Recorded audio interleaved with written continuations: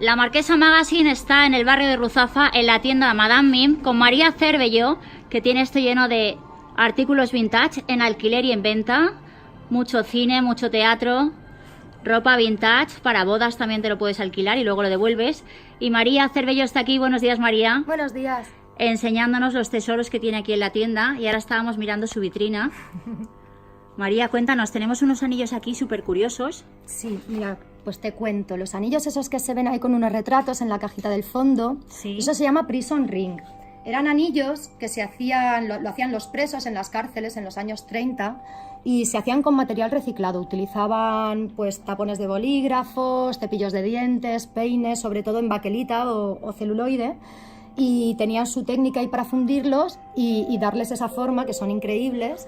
Hay dos, de hecho, que no tienen retrato. Eso es porque por fin he conseguido poder ofrecer el servicio de que la gente venga, me traiga el retrato de su ser querido. Es que hay mucha gente que le gustan mucho, pero dice, al final, ¿a quién estoy llevando aquí? ¿No? Claro. Es una otra persona, ¿no? Sí, da un poco Entonces de... hay un par que pues eso, que ofrezco el servicio de que una persona venga con la fotografía y poder hacerle yo el anillo con el retrato de su familiar, de su ser querido, de quien sea.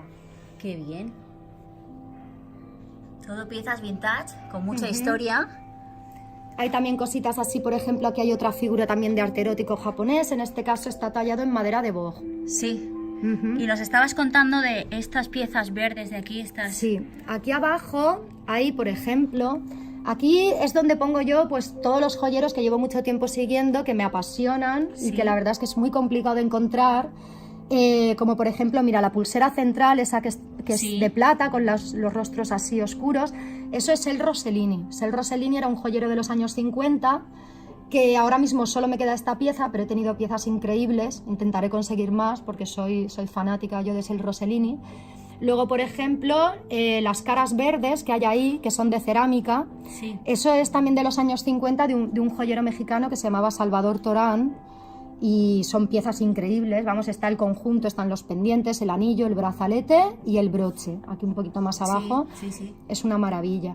Y así por último, mis piezas favoritas, una cosa que la verdad es que he estado años para poder conseguir, es esta de aquí abajo, que hay una pareja de broches, ahí los brochecitos de color, a ver si conseguimos dar con ellos, esos dos.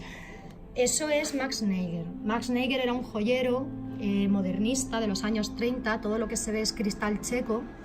Y son piezas que la verdad es muy complicado dar con ellas, de normal se mueven en precios que rondan 200 y pico euros cada broche. Claro, yo así ponerlos a la venta luego aquí es complicadísimo. Claro. Y nada, siempre todo este tipo de